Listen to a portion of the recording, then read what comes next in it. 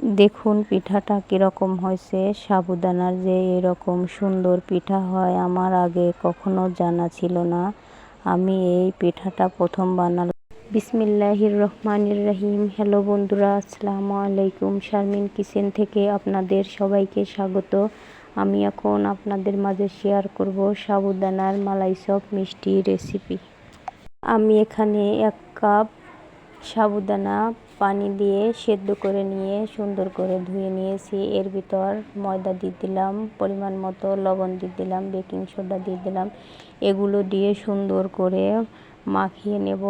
এতে অল্প একটু পানি দিতে হবে। পানি দিয়ে সুন্দর করে মাখিয়ে একটা ডো বানিয়ে নেব।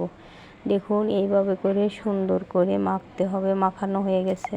এটা মাখানোর পর যেহেতু আঠালো হয়ে গেছে তাই হাতে একটু তেল মাখিয়ে নিলাম। যেহেতু চপ মালাই চপ, এই জন্য চপের মতো একটা শেপ দিতে হবে। শেপগুলো দেওয়া হয়ে গেছে। এগুলো আমি এখন ভেজে নেব।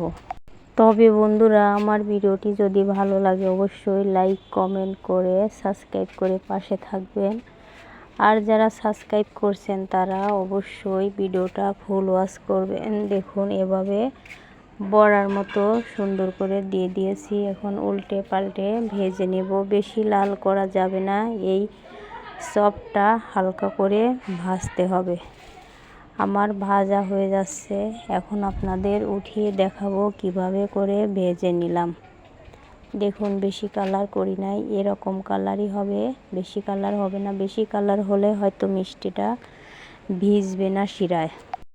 এখন দেখুন ভাজাটা কীরকম হয়েছে। বেশি কালারও না, হাতের সাথে কিন্তু মচমচা হয়েছে। এখন ভাজা হয়ে গেছে। শিরা বানিয়ে নেব। শিরা বানানোর জন্য ওই বাটিরই হাফ বাটি চিনি দিয়ে দিলাম। ক্যারামেল বানিয়ে শিরাটা বানাবো। ক্যারামেল করে নেব আগে। দেখুন কিভাবে ক্যারামেল করব। চিনিটা লাগে যাচ্ছে, এই জন্য আমি খুন্তি দিয়ে করতেছি, যেহেতু গ্যাসটা লো ফ্লেমে দিয়ে শিরাটা বানাতে হবে। এইভাবে করে ক্যারামেল বানিয়ে নেব। ক্যারামেল বানানোর পরে এর ভিতর ওই বাটির 1 বাটি পানি দিয়ে দেব। চুলাটা বন্ধ রেখে পানিটা দিতে হবে, তা না হলে লেগে যাবে। আমি চুলাটা বন্ধ করে দিছি, পানি দিয়ে দিলাম। পানি দিয়ে এখন সুন্দর করে নাড়াচাড়া করে লাল করে শিরাটা বানিয়ে নেব। দেখুন কত সুন্দর লাল হয়েছে শিরাটা, দেখতে খুবই সুন্দর কালার হয়েছে। এভাবে করে শিরা বানানো হয়ে যাচ্ছে আমার। এর ভিতর দিয়ে দিলাম একটা এলাচ, লবণ দিয়ে দিলাম। এগুলো দিয়ে যখন বলক উঠে যাবে তখন পিঠাটা এর ভিতর দিয়ে দেব। আমি আপনাদের মতো ভয়েস ওভার দিতে পারি না। যদি আমার ভয়েস ওভারে ভুল থাকে আপনারা অবশ্যই ক্ষমার দৃষ্টিতে দেখবেন। দেখুন এখন পিঠাটা দিয়ে দিয়েছি। কিছুক্ষণের মতো জাল করব, পিঠাটা যাতে সুন্দরভাবে সিদ্ধ হয়। এভাবে নাড়াচাড়া করে আধা ঘন্টার মতো জাল করব, শিরাটা যাতে পিঠার ভিতর ঢুকে যায়। দেখুন জাল করা হয়ে গেছে। পিঠাটা নামিয়ে নিয়েছি। কীরকম সুন্দর হয়েছে, কালার হয়েছে। এখন পিঠাটা, তবে এখন একটা পিঠা আপনাদের কেটে দেখাবো। দেখুন কীরকম হয়েছে। সাবুদানার এই পিঠাটা অবশ্যই আপনারা বাসায় একবার হলে ট্রাই করে খাবেন।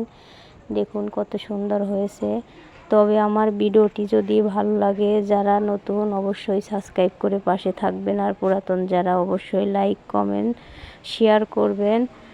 আজ এ পর্যন্তই। আল্লাহ হাফেজ। সবাই ভালো থাকবেন।